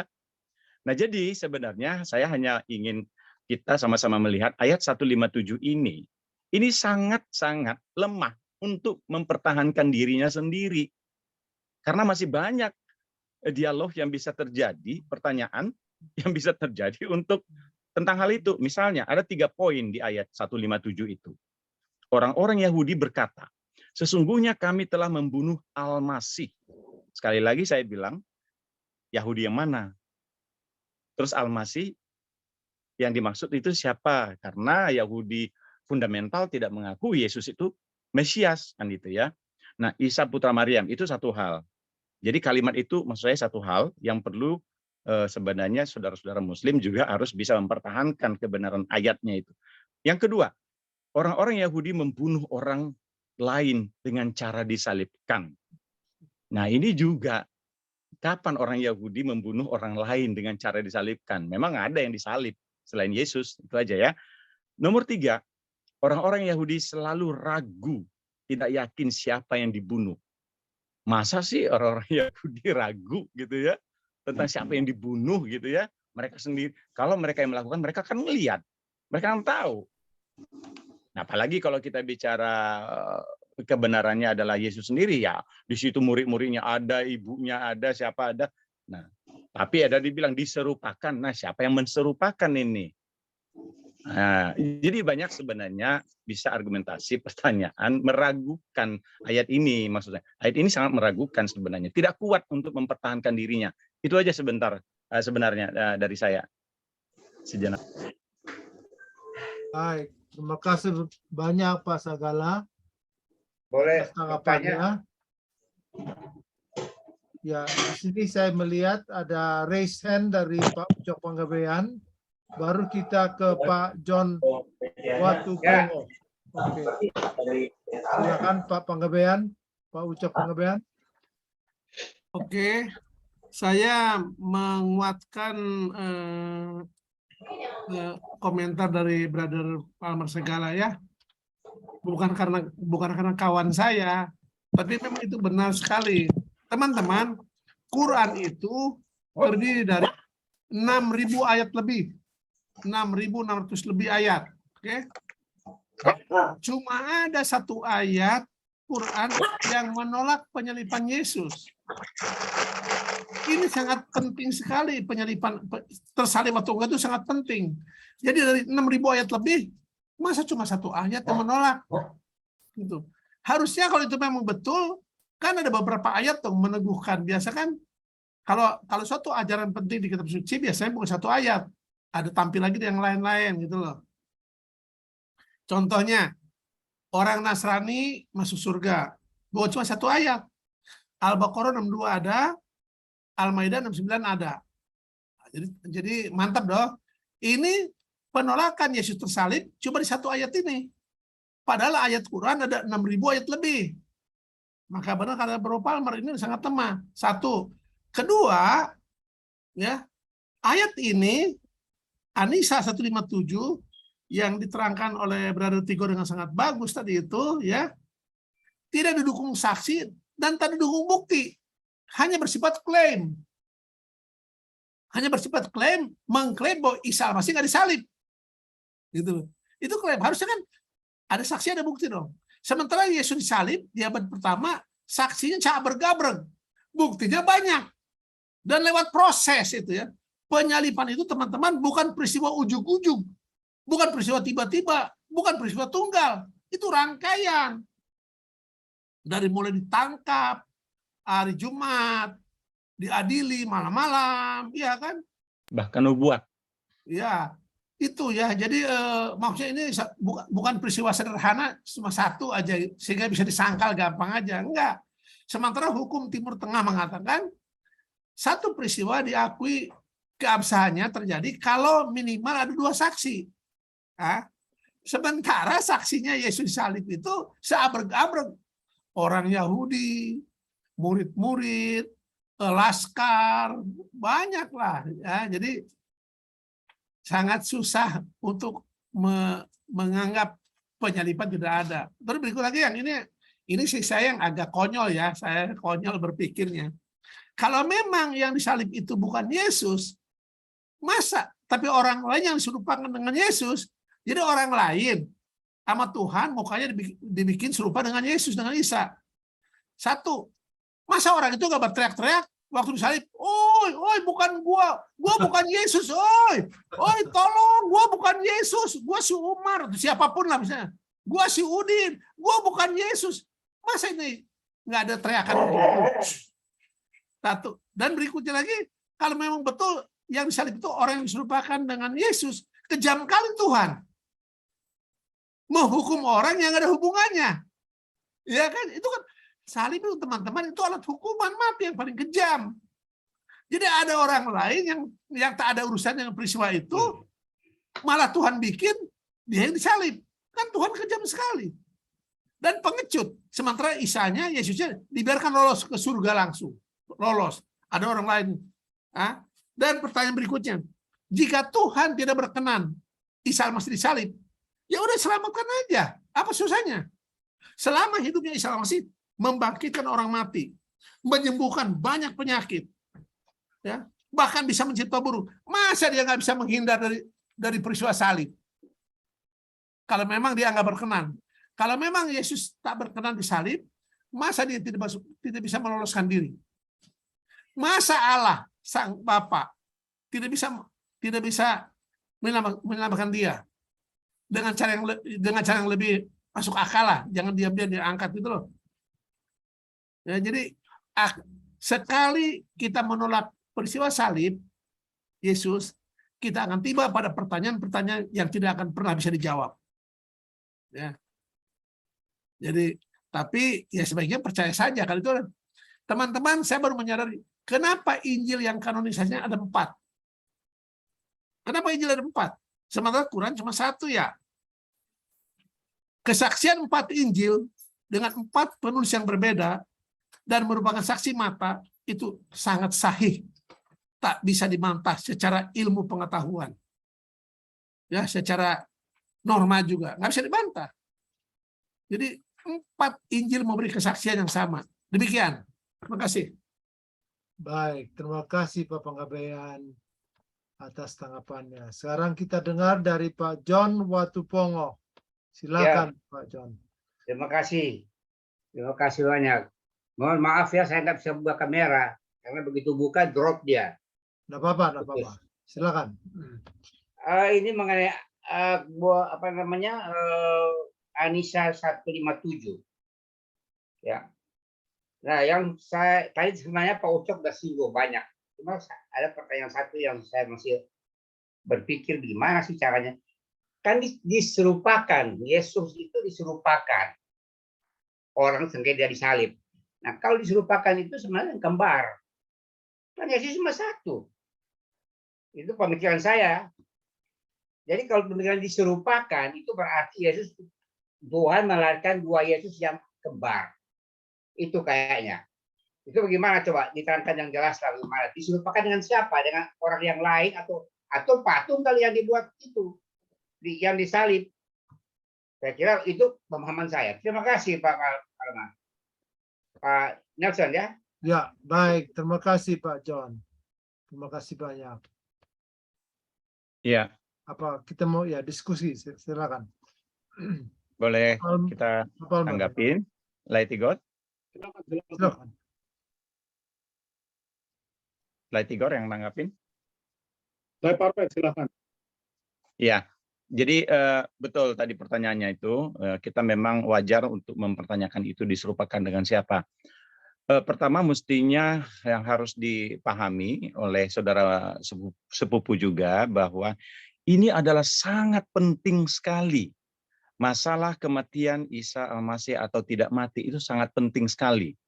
Karena itu justru menjadi sentral dari ketiga agama samawi ini. Kejadian itu gitu loh.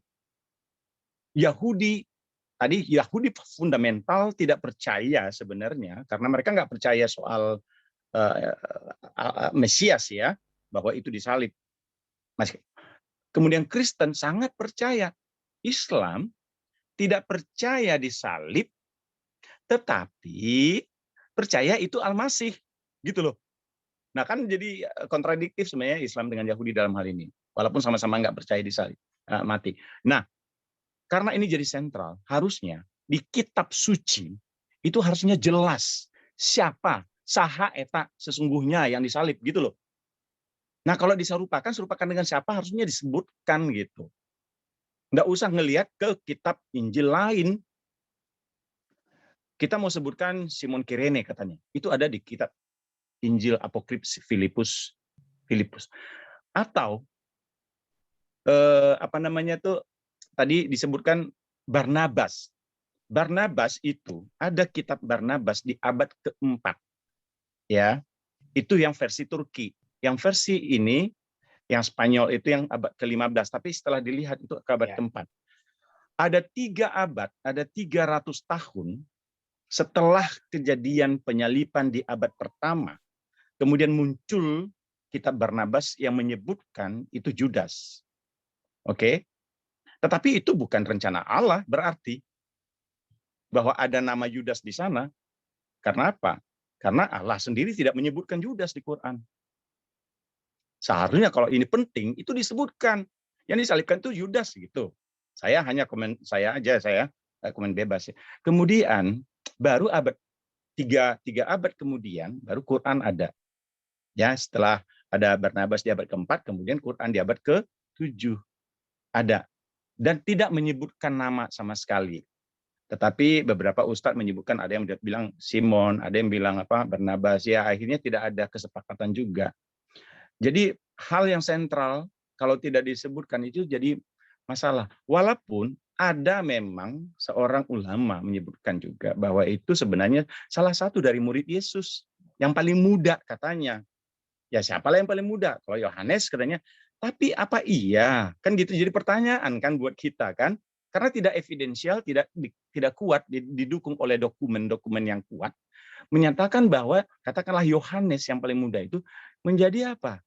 Menjadi disalib atau mirip Yesus gitu loh.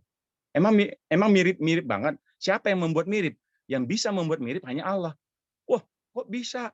Harus dengan cara seperti itu kan gitu. Seandainya kita mengenal Injil itu apa, maka kita nggak perlu seperti ini gitu loh. Bahwa Injil itu adalah datang ya dibawa oleh Isa, Yesus. Itu adalah kabar baik. Itu yang harusnya kita lihat daripada kita membuat sesuatu asumsi itu sih menurut saya. Silakan Leo Cok. Baik, terima kasih Pak Sagala atas tanggapannya. Kita dengar dari Saudara Muhammad Sahal. Silakan Pak. Ini mungkin di luar topik sih Pak. Ini mau nanya, akidah kawan-kawan Advent sama akidahnya orang Yahudi itu sama apa enggak? Tentang konsep dosa, penebusan, dan Al-Masih. Terima kasih. Yahudi. Alkitab. Oke, Yahudi yang mana nih? Kan gitu ya. Kalau Advent pasti Kristen, pengikut Yesus. Yahudi itu ada yang bukan pengikut Kristus. Ada yang pengikut Kristus seperti rasul-rasul dan orang-orang Yahudi terkemudian.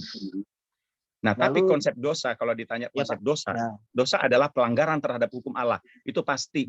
Yahudi fundamental juga mengakui itu. Makanya, apa? Upahnya apa? Dosa adalah pelanggaran terhadap hukum Allah. Itu pasti. Maksudnya upah dosanya, Pak? Upah dosa itu maut, kematian. Yahudi demikian? Iya, Yahudi seperti itu. Tetapi Yahudi juga mengakui, mengimani bahwa ada penebusan. Jadi ada yang menjadi korban menebus dosa sehingga orang yang berdosa tidak harus mengalami mati. Apalagi kalau kita bicara mengenai akhir zaman ya, neraka gitu ya. Kalau mati secara fisik sekarang ini itu oke-oke saja karena itu dianggap tidur saja gitu. Jadi bagi Yahudi yang itu yang melakukan pengorbanan, sistem pengorbanan, termasuk sebelumnya yaitu Abraham. Kenapa? Karena anaknya ditebus oleh kurban. Ya. Itu Tumpah. penebusan loh. Kira-kira begitu sih, Mas Sahal. Nah, Jadi terus Yesus tuh itu bagi gini, Pak. Kristen adalah si penebus. Nah, kenapa Ada tebusan. kok ada yang nolak nih bahwa Nabi Isa bukan Mesaya, tapi palsu? Ya, ada kan isunya kala itu. Itu Yahudi kenapa mereka fundamental menolak? tidak mengaku Yesus itu Mesias. Tapi sesuai nubuatan tuh. Iya. Makanya mereka waktu Yesus mengakui bahwa dia adalah anak Allah, itu berarti menyamakan dirinya dengan Allah. Makanya dibunuh. Artinya dihancam untuk pembunuhan. Dan Kan yang pernah saya bilang nih Pak, waktu Nabi Musa diutus ke Firaun, Nabi Musa bilang ke Allah, bilang ke Tuhan lah ya, waktu di semak terbakar, ya, itu Musa bilang, kalau misalkan kaumku berkata, siapa yang mengutus aku ini? Siapa? Lalu dijawab sama, aku adalah aku, ya, gitu. Aku adalah aku. Nah, apakah perkataan yang diucapkan Nabi Isa terulang lagi nih, diucapin lagi sama Nabi Isa? Siapa yang mengkutuskan kamu bahwa kamu ini juru selamat kami? Kan jadi, sakral toh, nama Tuhan sakral toh disebut kala itu. Iya, jadi Yahweh Ya, sebenarnya itu dalam bahasa sananya kan Yahweh itu YHWH, aku adalah aku. Jadi arti Yesus itu adalah Yahweh menyelamatkan. Iya, Pak. Oke. Maksudnya dialog yang membuat Yahudi tuh gerem gitu loh. Anala aja kan enggak suka mereka tuh dengerin. Iya. Apalagi pada saat beliau bilang tuh aku adalah aku. Iya. Kan mereka kan ya namanya Yahudi lah Pak, ya kan kita tahu sendiri lah. Parah sih. Jadi menyamakan Nabi diri. sudah. Padahal enggak toh. Iya. Lai Ucok, silakan Lai Ucok. Masih udah bagus, cukup lah. Itu ada Mas Tommy yang resen itu. Oh, silakan Pak Tommy. Silakan Pak Tommy. Gantian. Mungkin Bro Tigor dulu sebelum saya.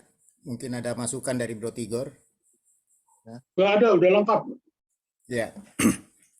Saya bukan mau menanggapi Bro Sahal, cuma masalah kata-kata tafsir ini mungkin kita perlu perdalam lebih jauh. Nah, tadi Bro Tigor ada menjelaskan atau menulis bahwa tafsir Quran itu Quran terjemahan adalah tafsir Quran. Nah, saya baru tahunya itu sadarnya waktu saya sama Bro Ucok pergi ke salah satu ibu-ibu yang mengaku dia sebagai apologetiknya Islam lah. Jadi kita mengulas satu ayat, dia bilang tertulis di Quran demikian. Saya bilang, setahu saya nggak ada itu kalimat begitu atau kata-kata begitu. Coba tolong tunjukkan, ada nih, diambil bukunya. Dia buka. Memang semuanya mirip-mirip Quran karena sebelahnya tulisan Arab, sebelahnya tulisan Indonesia. Begitu saya baca, oh iya benar ya, Quran ini kok berbeda dengan yang saya baca. Begitu saya balik halamannya, di luarnya tertulis tafsir Quran. Jadi di sini masalahnya, tafsir Quran yang dipakai oleh mereka itu adalah interpretasi atau pengertian bahasa Inggrisnya interpretation itu terjemahan. Tetapi bukan alih bahasa. Sedangkan saya merujuk kepada Quran bahasa Arab yang dialih bahasakan ke bahasa Indonesia. Sehingga katanya tidak cocok. Oh, baru saya sadar. Jadi saya tanya, Ibu, ini rupanya tafsir Quran. Bukan Quran aslinya. Yang dialih bahasakan. Terdiam dia. Rupanya mungkin dia terkejut juga. Rupanya saya teliti juga sampai bisa membedakan mana tafsir Quran sama mana alih bahasa. Nah, apa yang diterangkan oleh Bro Tigor itu sangat bagus. Mantap sekali. Karena itulah sistem hermeneutik. Cara menafsirkan sampai dari segala latar belakangnya dan seterusnya. Tetapi kalau kita ingin mengetahui sebenarnya bagaimana itu kata-kata di Quran, ya masih bergantung kepada pengalihan bahasanya dari bahasa Arab ke bahasa Indonesia. Cuma memang pasti akan menemukan beberapa kesulitan di mana ada bahasa-bahasa kata-kata tertentu yang tidak langsung ditemukan di dalam bahasa Indonesia. Nah, itu mungkin terjadi deviasi sedikit. Jadi kita mesti membedakan mana yang tafsir Quran itu yang berdasarkan alih bahasa atau berdasarkan tafsir pendapat. Nah, satu-satunya yang mengetahui maksud ayat yang disampaikan itu adalah si pemilik ayat itu atau Tuhan sendiri. Itu sebabnya diterangkan oleh Bro Tigor ataupun Pak Palmer tadi bahwa untuk mengerti ayat tersebut mesti langsung Quran sendiri yang menafsirkan. Jadi si pemilik, yang membuat kata-kata itu adalah si pemiliknya. Tapi mungkin kita mesti cari di ayat yang lainnya. Jadi biarlah ayat itu ditafsirkan oleh kitab itu sendiri, bukan dari ini. Kalau misalnya kita yang menafsir itu sudah masuk bercampur dengan kita punya pendapat atau segala macam pandangan kita yang tidak ada kaitan. Jadi pemilik ayat itulah yang mesti menjelaskan ayat tersebut. Itu bedanya antara ahli bahasa sama ini, sama interpretasi. Karena interpretasi itu memang di dalam bahasa Indonesia juga terjemahan. Mungkin saya lihat itu Pak Ucok ingin memberi tambahan. Silakan. Silakan. Enggak. Baik, terima kasih. Ini, silakan Pak Ucok. Ya, Mas Tommy ini mantap banget komentarnya ya. Betul, memang orang suka terkecoh dengan tafsir, dengan terjemahan. Terjemahan itu harusnya itu kan tafsir terbatas, hanya ahli bahasa, bukan pendapat si penerjemah harusnya dituangkan kalau terjemahan. Nah, saya senang ini Bro Tigor mengupas ini dengan cukup dalam, bahkan sangat dalam ya, soal tafsir ini. Tadi bahkan mengutip Ibnu Katsir. Itu poin pertama, metode penerjemahan Ibnu Katsir sudah tepat. Al-Quran menerangkan Al-Quran, sama dengan Alkitab menerangkan Alkitab. Karena tadi dipertegas oleh Mas Tommy, hanya si pemberi Quran lah, maksudnya Allah itu sendirilah yang bikin ayat itu, yang paling mengerti apa makna ayat itu. Makanya makanya ayat Quran harus terangkan ayat Quran, ya. Ayat Injil dengan ayat Injil yang terangkannya. Kalau kita susah mengerti ya. Nah, Ibnu Katsir menggunakan metode ini, tapi cuma nomor 1. Nomor 2 di Ahmadiyah digunakan hadis. Nah, begitu menggunakan hadis, tapi ini sudah tidak Qur'aniyah, tapi sudah bukan tafsir sendiri. Karena apa? Quran jelas menasihatkan Muhammad. Tadi ayatnya di pendahuluan sudah saya kasih 2 ayat. Quran 16 ayat 43, Quran 10 ayat 43. Muhammad saja kalau menghadapi Quran yang nggak jelas atau ragu-ragu, itu sudah ada petunjuknya dari Allah. Ya. Bertanya kepada orang yang punya pengetahuan. Siapa yang punya pengetahuan? Ahli kitab. Kan sudah ada, itu kan kitab dari Allah. Jangan lupa teman-teman, disebut Islam kalau beriman pada 4 kitab. Taurat, Zabur, Injil, Quran. Nah, ketika baca Quran kurang jelas, Allahnya di Quran menasihatkan untuk bertanya pada para pembaca kitab sebelum Muhammad. Dia tolong Nasrani, apa kitabnya Injil. Itu jelas acuannya ya. Maksudnya arahan itu jelas. Tapi ini tidak diamalkan oleh Muslim. Muslim membuat aturan sendiri. Ya, yaitu dengan apa? Kalau nggak paham Quran, nggak jelas di Quran, tanya di hadis. Hadis nggak jelas, tanya pendapat sahabat. Pendapat sahabat nggak jelas atau nggak ada, baru ijtima utama, baru fatwa segala macam. Ini kan ikhtiar manusia, bagus-bagus saja, tapi maksudnya tidak Qur'aniyah. Kalau Qur'aniyah, Quran diterangkan oleh Quran. Kalau masih belum jelas, Quran diterangkan oleh Injil, begitu loh. Makanya saya pikir sekarang ini, kenapa Islam sama Kristen makin jauh? Karena Quran ditafsir dengan hadis. Tapi kalau Quran ditafsir dengan terang Injil, maka Islam sama Kristen makin dekat. Gitu loh, menurut saya ya. Dan ini ada dasar hukumnya. Ada ayat tegas. Gitu. Jadi karena Islam mengklaim kesinambungan dari Kristen. Ini gini teman. Cara berpikir Islam gini. Islam merasa mereka tuh kesinambungan dari Yahudi, Kristen, baru Islam. Makanya klaim itu penyempurna gitu kan. Nah, cara berpikir gini, Taurat, Zabur, Injil, Quran. Makanya nggak boleh kita lepaskan, kalau cara berpikir begini, nggak boleh juga melepaskan dengan cara menafsir dong. Kalau Quran nggak jelas, mundur ke belakang ke Injil. Bukannya maju ke hadis, hadis kan maju. Di samping ada ayatnya, tapi logikanya juga nggak nyambung. Ya, maka saya selalu omong, lupakanlah agama, kembali ke firman Tuhan saja. Ya, lupakan agama apa aja lupakanlah, ingat Tuhan sajalah. Percuma beragama kalau nggak ingat Tuhan. Ingat Tuhan saja. Nah, sekarang kita kan mengakui Quran firman Tuhan dalam konteks ini, ya kembali ke Quran saja. Begitu. Terima kasih. Oke. Baik. Boleh saya sedikit. Pak Pengambean. Boleh saya? Kebetulan saya ingat sedikit, menambahkan dikit aja nih. Jadi betul Lai Ucok, gini, kalau kitab itu menerangkan dirinya sendiri seperti kita di Kristen ya tentang Alkitab, tafsir sebenarnya oke-oke saja dalam keimanan masing-masing, tetapi jangan sampai harusnya membuat menjadi ada yang bertentangan. Nah, sekarang kalau saya di awal dulu, sebelum-sebelumnya, saya percaya bahwa 4157 ini sebenarnya tidak menyangkal kematian Isa.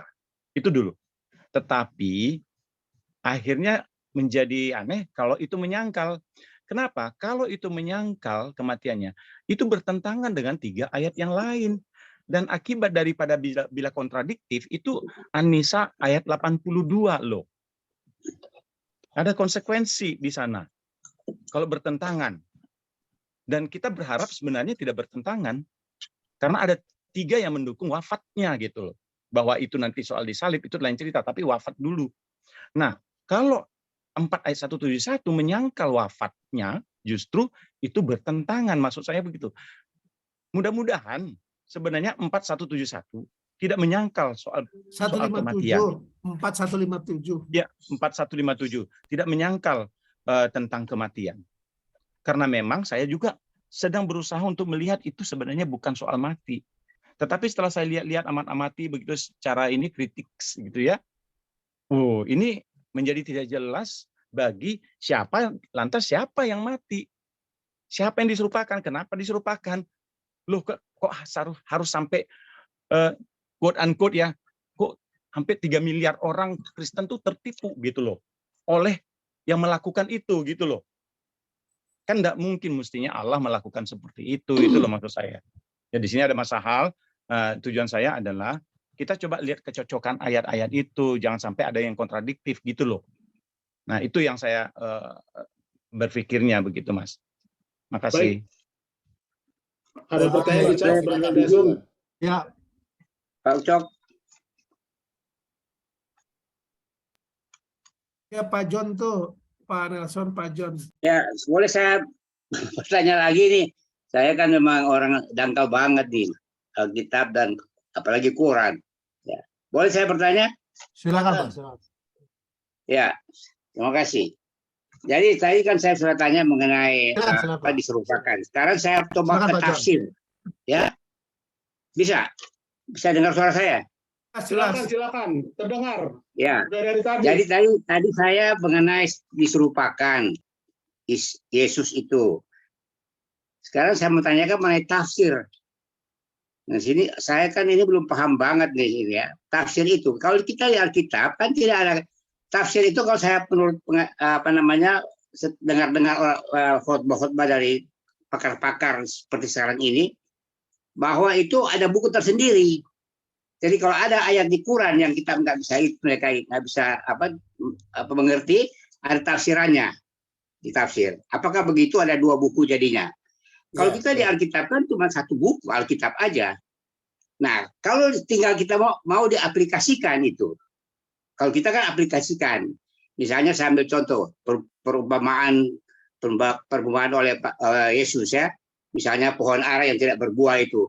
Nah, kita diterangkan yang benar-benar bahwa oh ini maksudnya begini. Tapi kalau Al-Quran itu cuma itu kemudian baru ditafsirkan. Jadi berarti ada 2 buku. Saya kira itu lah. Terima kasih. Ya. Baik, mungkin saya jawab. Tigor. Silakan Pak Tigor. Jadi Silakan. Alkitab dengan Al-Quran juga sebenarnya memakai ilmu tafsir ya. Jadi di Kristen pun ada. Jadi Bible Commentary itu salah satu ilmu tafsir itu yang berjilid-jilid. Betul, betul. Jadi ada beberapa juga buku-buku yang ditulis sama pendeta atau penulis, makanya muncul bermacam aliran ya. Ada Protestan, ada apa pecah-pecah lagi, Baptis, Advent, Denominasi.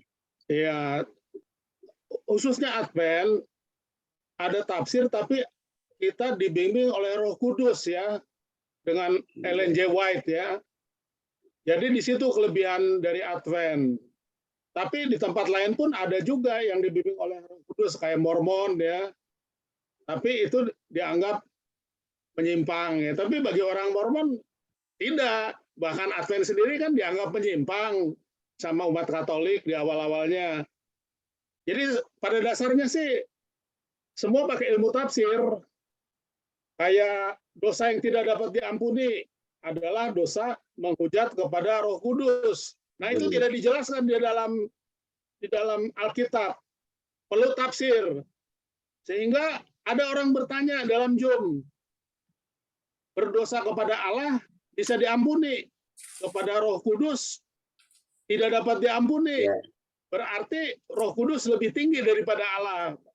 Nah, ini perlu ilmu tafsir. Rupanya Roh Kudus itu adalah bisikan hati. Kalau kita menghujat Roh Kudus, maka kita tidak ada keinginan untuk bertobat. Nah, itulah ilmu tafsir. Jadi saya rasa begitu, Pak John. Baik, terima kasih, Pak. Terima kasih. Terima kasih banyak. Dari Di chat box. Di chat box. Biar waktunya kita selesai. Ya. Di chat box nih ya, dari Pak Pascal ditanyakan mana tadi? Jika ada yang disalib bukan Yesus, mengatakan Yahudi membunuh Al-Masih. Mungkinkah orang Yahudi yang mereka matikan? Kemudian jika yang disalib bukan Yesus, apakah arti selama 600 tahun sebelum Muhammad datang, miliaran orang Kristen telah ditipu oleh penampangan orang yang disalib? Saya coba jawab ya. Kenapa orang Yahudi membunuh Mesias ya? Dalam sejarah orang Yahudi ya ada dua Mesias.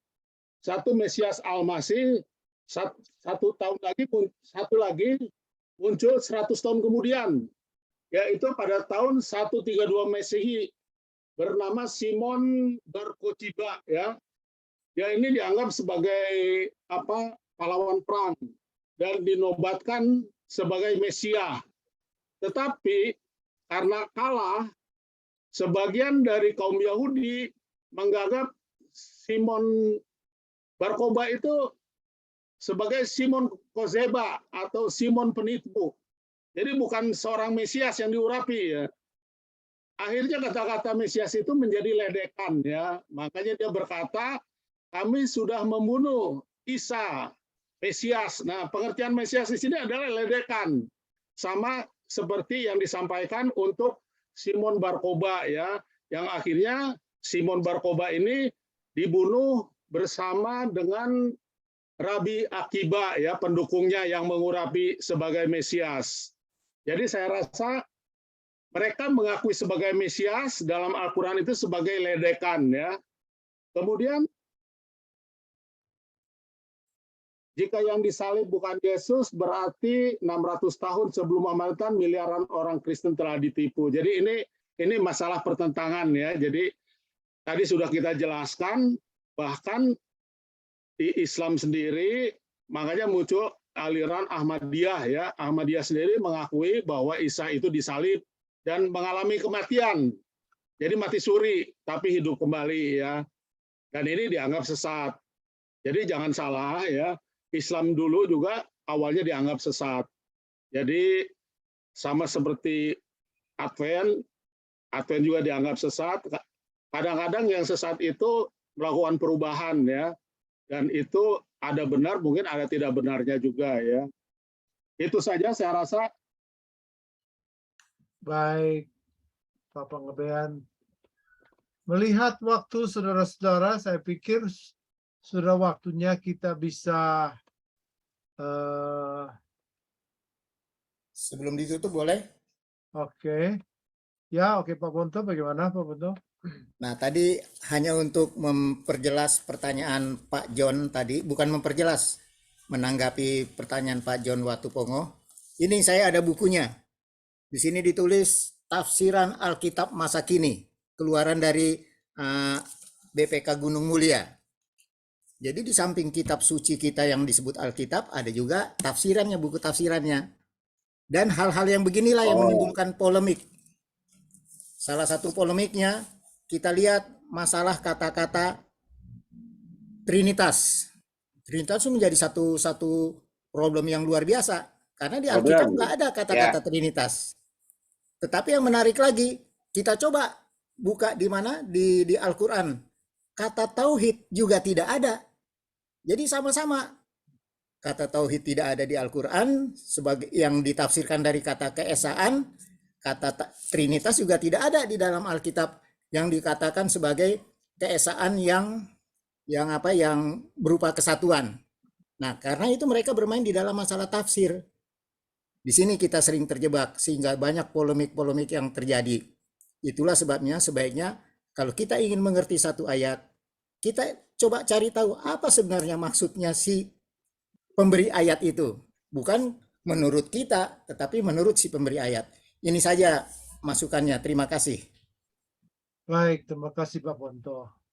Ya, saya pikir sudah waktunya kita akan menutup acara kita pada malam hari ini. Kita akan mengucapkan selamat malam.